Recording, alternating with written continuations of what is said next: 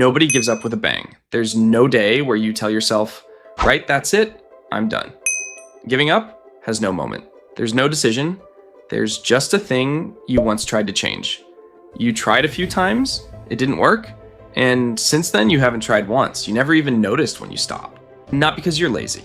You learned something without knowing you were learning it. So why do you stop trying?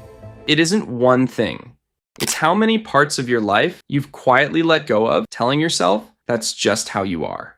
In 1967, two psychologists from Pennsylvania, Martin Seligman and Stephen Maier, ran an experiment that was supposed to be about something else entirely, learning by association. What came out of it changed all of psychology. They took dogs and split them into two groups. The first group got unpleasant electric pulses, but they could switch them off. Press a panel with their nose, and it stopped. The second group got exactly the same amount. Down to the second, except for them, nothing worked. They pressed, they struggled, they tried everything, and it just kept going. Nothing they did changed anything. And that was the only difference between the groups. Not the amount, not the length, only whether anything depended on them. Then came the second part. All the dogs were put in a box divided in half by a low barrier. On one side, the pulses came again, jumped to the other side, and it was over. A low obstacle, 2 steps, done. The dogs from the first group jumped almost immediately. They looked around, found the way out, took it. And the dogs from the second group lay down and took it. They didn't look for a way out. They didn't try even once. The exit was 2 steps away, wide open, and they just lay there. 2/3 of them never moved at all. They'd learned one thing and carried it into everything else. Whatever I do, it makes no difference. Fine, but those were dogs in a box. What does that have to do with a person who has choices and a mind? 7 years later, Donald Hiroto tested it. He took students and instead of shocks, gave them a loud, irritating noise. Some had a button that switched it off. The others had a button that did nothing. Then they were all put in a room where moving your hand to the other side of a box made the noise stop. A simple movement. You didn't even have to stand up. The ones with the working button moved their hand, and it went quiet. And most of the others sat with their hand where it was and listened. They didn't check. They didn't try. They sat in a noise they could have switched off with one movement of a hand. And it gets worse, because Hiroto and Seligman went on to show that this spills into completely unrelated things.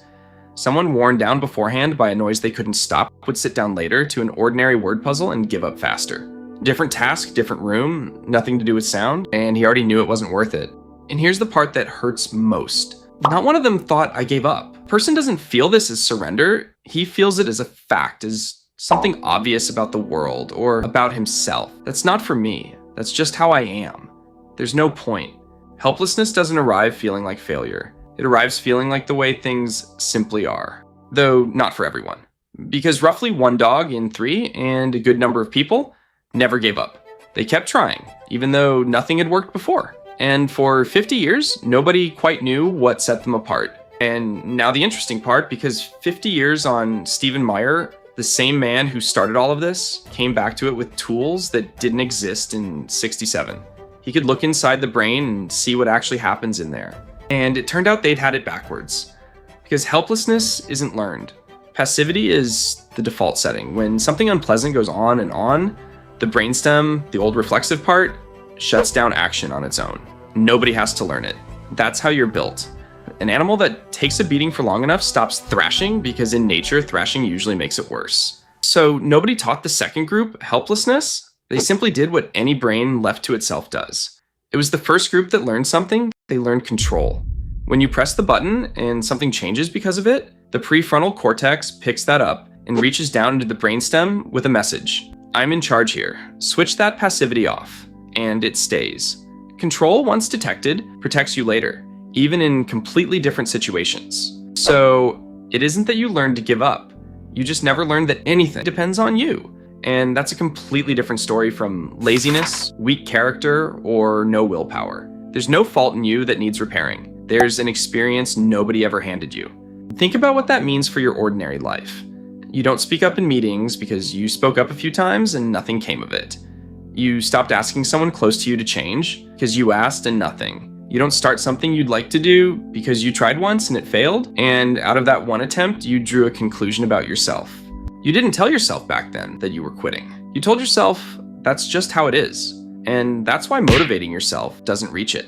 You can tell yourself 1,000 times to try harder. This isn't a problem of wanting. It's something your brain found out about the world, and it stopped asking about it.